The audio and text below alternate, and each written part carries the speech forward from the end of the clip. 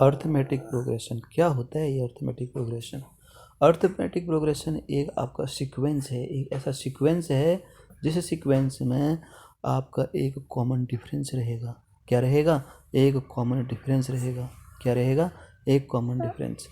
ठीक, जैसे कोई एपी की अगर हम बात करें तो उस एपी में जैसे एग्जांपल ले लो आप, एग्जांपल के लिए जैसे आपने 12 की टेबल ले ली,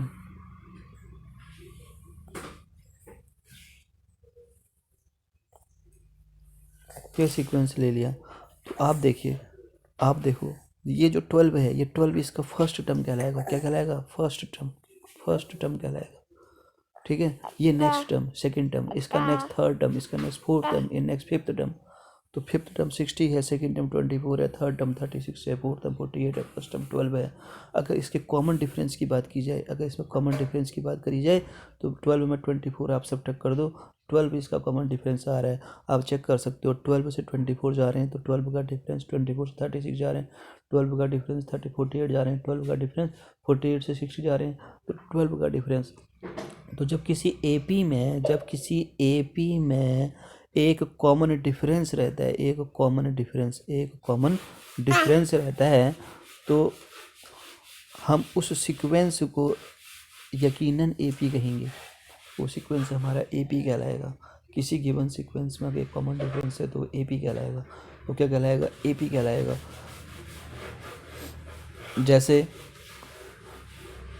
अनदर एग्जांपल, कोई दूसरा एग्जांपल देखते हैं, जैसे 2, 5, 7, 9, 12। ध्यान से देखो, ध्यान से देखो, 2 से 5 में जा रहे हैं, 2 से 5 में जा रहे हैं तो +3 कर रहे हैं, 2 से 5 में जा रहे हैं तो +3 कर रहे हैं, और 5 से 7 में जा रहे हैं तो +2 कर रहे हैं, और 7 से 9 में जा रहे हैं तो +2 कर रहे हैं, और 9 से 12 में जा रहे हैं तो +3 करना पड़ रहा है। तो यहाँ देखो, यहाँ कॉमन डिफरेंस नहीं है, यहाँ 3 आ रहा है, यहाँ 3 आ रहा है, और इन दोनों में 2 2 आ रहा है, तो ये एक कॉमन डिफरेंस नहीं है, इसमें एक कॉमन डिफरेंस नहीं बन रहा है, इसलिए ये क्या है? Not an AP, not an AP, not an AP. तो ये आपका एपी नहीं है, इसमें कॉमन सीक्वेंस नहीं बन पा रहा है। इसी तरीके से कोई एक एग्जांपल और ले लेते हैं, जैसे 2, 5, 9, 11, 17। तो देखो 2 से 5 में अगर हम जा रहे हैं तो +3 से एक्सेप्ट हो रहे हैं, 5 से 9 में जा रहे हैं तो +4 से जा रहे हैं, फिर यहाँ 9 से 11 में जा रहे हैं तो यहाँ +2 हो रहा है, +2 हो रहा है, यहाँ 70 में जा रहे हैं तो +6 हो रहा है। तो यहाँ पर भी हमारा एक कॉमन डिफरेंस नहीं बन रहा है, तो कॉमन डिफरेंस नहीं है, not a common difference, so not an AP, not an AP, AP नहीं है, एपी नहीं है।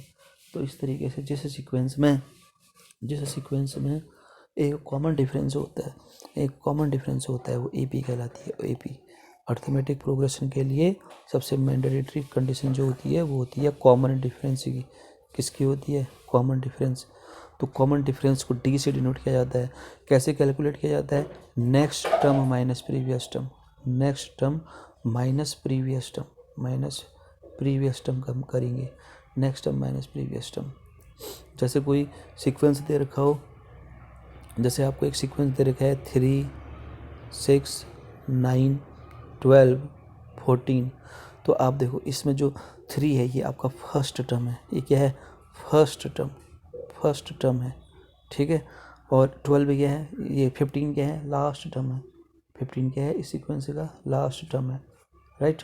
तो अगर मैं 6 - 3 करूँ, या मैं 9 - 6 चेक करूँ, या इसी तरीके से 12 - 9 चेक करूँ, तो इन सभी में 3 का एक कॉमन डिफरेंस आ रहा है। ये सब क्या बना रहे हैं? एक कॉमन डिफरेंस बना रहे हैं, कॉमन डिफरेंस डी बना रहे हैं, कॉमन डिफरेंस डी। तो ये एक एपी है, yes it is AP, yes it is AP, yes ये क्या है? एपी है, ये क्या है? आपकी एपी है। होप आपको ये पसंद आएगी। लाइक और शेयर सब्सक्राइब कीजिए। Thank you.